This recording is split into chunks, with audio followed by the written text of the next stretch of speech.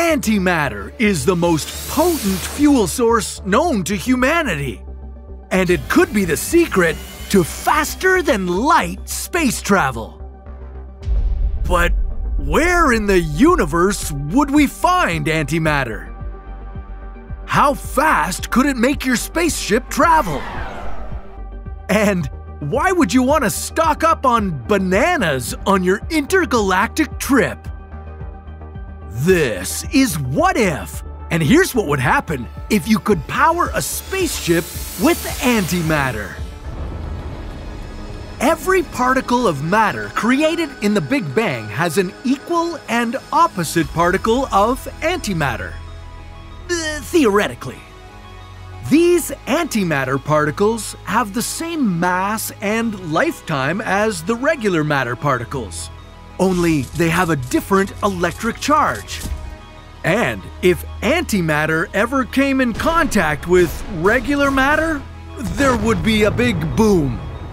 The particles would annihilate each other, and this would produce energy. Lots of it.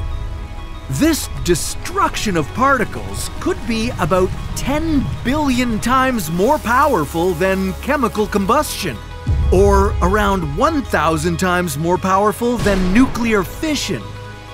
For a trip to Mars, you'd only need an amount of antimatter equal to about 1/1000th of an M&M.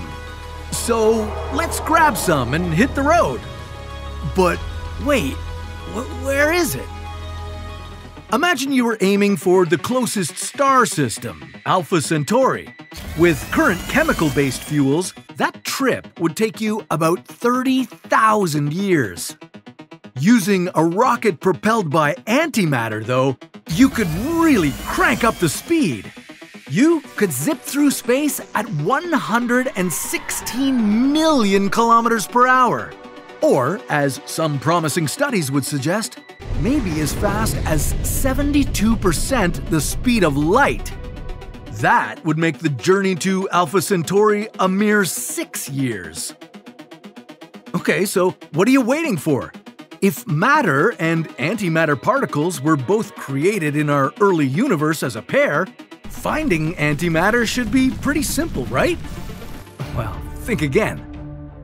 Researchers have struggled to find much antimatter anywhere. But that doesn't mean that producing our own antimatter would be completely out of the question. Scientists have observed antimatter production in CERN's particle accelerator experiments and during thunderstorms.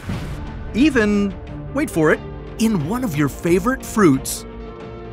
The energy density of antimatter is so high that you wouldn't need very much in order to harness a lot of power. 1 gram would be as powerful as a nuclear bomb, except that making this much antimatter would cost over $1 quadrillion. So, with a price tag like that, you shouldn't be surprised to learn that the amount of antimatter we've managed to produce at this point wouldn't be enough to boil a cup of water, let alone get us into space. And if we did manage to produce this antimatter, you'd face another challenge.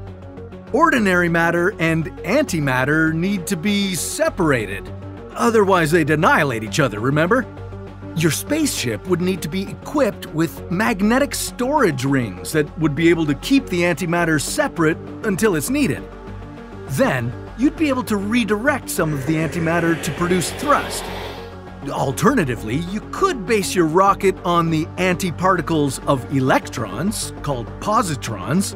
You'd just need to equip your ship with a source that continuously emits positrons as its isotopes decay, such as krypton.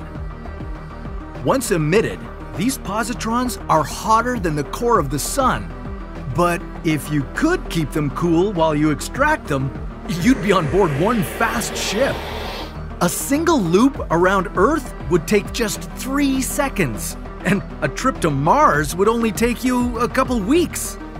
And should you ever run out of your krypton isotope source, your backup positron source would be no further away than the nearest fruit bowl. Yeah, that's right. there's antimatter in bananas. That's bananas. Bananas contain small amounts of potassium-40, which is a naturally occurring isotope of, yeah, you guessed it, potassium. As it decays, it produces one positron about every 75 minutes. Now, no matter what source of antimatter you chose to use, there would be some significant dangers to keep an eye out for. The reaction between matter and antimatter would produce enormous amounts of high-energy gamma radiation. This would be extremely dangerous and could damage your DNA, so you'd need to find a way to protect yourself from something that can penetrate almost anything. And you'd have to make sure the antimatter containment is never breached. Maybe one or two positrons from a banana wouldn't kill you, but the more reactions that occur, the more likely your own annihilation would become. You wouldn't want to be the one responsible for accidentally detonating an antimatter bomb here on Earth, would you? Well, that's a story for another What If.